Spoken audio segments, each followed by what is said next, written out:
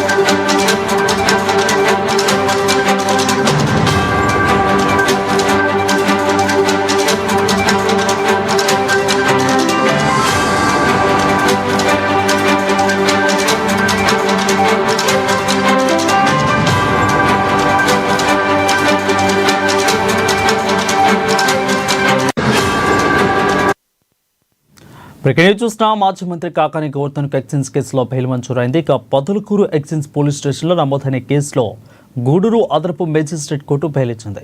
ఇక ఎక్సైజ్ కేసులో రద్దు బెయిల్ మంజూరు చేసినప్పటికీ మైనింగ్ కేసులో కాకాని జైల్లోనే ఉన్నట్లు తెలుస్తా ఉంది.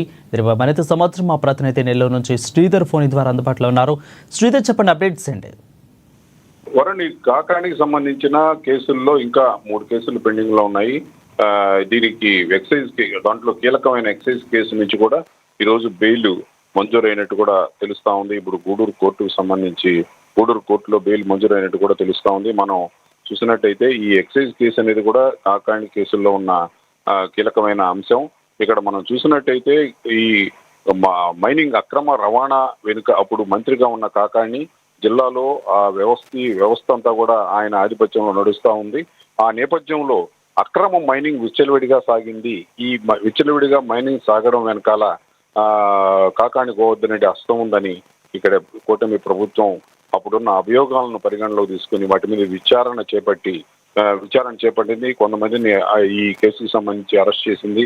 వారు ఇచ్చిన సమాచారం మేరకు కాకానికి కూడా అప్పుడు మంత్రిగా ఉన్న కాకానికి కూడా ప్రమేయం ఉన్నట్లు ఆయన ప్రోత్సహించినట్లు, అక్రమ రవాణాను ప్రోత్సహించినట్లు దాదాపుగా A4గా చేర్చి ఇక్కడ కేసుల విచారణ కొనసాగుతుంది. అయితే దీంట్లో కాకాని A4గా నమోదయ్యే అంశంలో ఈ ఎక్సైజ్ కేసు కూడా ఒకటిగా ఉంది. ఇక్కడ ఎక్సైజ్ కేసుకు సంబంధించి ఇది ముందుగానే ఈ మద్యం నిల్వలను ఇక్కడ ఉంచారు. ఎన్నికల్లో ఇది ఒక ప్రభావితమైంది. అప్పటి నుంచి కూడా ఈ తర్వాత ఆ ప్రభుత్వం రావడం, అనుకూలమైన ప్రభుత్వం రావడంతో ఇలాంటి సంబంధించిన అనేక అంశాలు వీడు మంత్రిగా ఉన్న ఎమ్మెల్యేగా మంత్రిగా ఉన్న కాలంలో అధికార దుర్వినియోగానికి పాల్పడి కాకాని అనేక అక్రమాలను ప్రోత్సహించారనే అభియోగాల మీద ఇక్కడ విచారణ కొనసాగుతా ఉంది. దీనికి సంబంధించి ప్రతివాదాలు న్యాయవాదులు ఇక్కడ వాద ప్రతివాదాలు కొనసాగుతున్నాయి. ఈ నేపథ్యంలో ఈ ఎక్సైజ్ కేసుకు సంబంధించి బెయిల్ రావడం కాకాని కొంత ఓటనే చెప్పాలా. ఇక్కడ మన జిల్లాలో ఉన్న రాజకీయ పరిణామాలు చూసినట్టయితే వైసీపీ అధినేత జగన్ రేపు కాకానితో ములాఖత్ అయ్యేందుకు వస్తున్నారు. రేపు ఉదయం 10 గంటలకు కాకానితో ములాఖత్ అయ్యేందుకు కూడా రావడం జరుగుతుంది. అయితే ఈ నేపథ్యంలో భారీ బందోబస్తును ఏర్పాటు చేశారు. గతంలో రాష్ట్రంలో జరిగిన పరిస్థితులు పునరావృతం కాకుండా పోలీస్ శాఖ ఎక్కువ మందిని సమూహాలుగా సమూహాలుగా తరలి వచ్చేందుకు వీలు లేదని ఆంక్షలు విధించడం, ఈ ఆంక్షల పట్ల వైసీపీ నాయకులు ఆందోళన వ్యక్తం చేస్తున్నారు. ప్రజాస్వామ్య ప్రభుత్వంలో ప్రతిపక్ష నాయకుడు వస్తుంటే ఇక్కడ కలుసుకునేందుకు వీలు లేకుండా పోలీసులు ఇన్ని ఆంక్షలు విధిస్తారా అంటూ ఆగ్రహం వ్యక్తం చేస్తున్నారు. దీనికి సంబంధించి ఇప్పుడు జిల్లా వైసీపీ ఆఫీసులో దీనికి సంబంధించిన సమావేశం కూడా జరుగుతూ ఉంది. ఈ నేపథ్యంలో కాకాణి అంశం కూడా బెయిల్ మంజూరైన అంశం కూడా ఇక్కడ నాయకులు చర్చిస్తున్నారు. ఇక్కడ మనం చూసినట్టయితే కాకాణికి సంబంధించి ఆ కేసుల్లో త్వరితగతిన బెయిల్ కూడా లభించే క్రమం కొనసాగుతుందని న్యాయవాదులు ఆశాభావం వ్యక్తం చేశారు. అయితే అనేక అంశాలు జిల్లాలో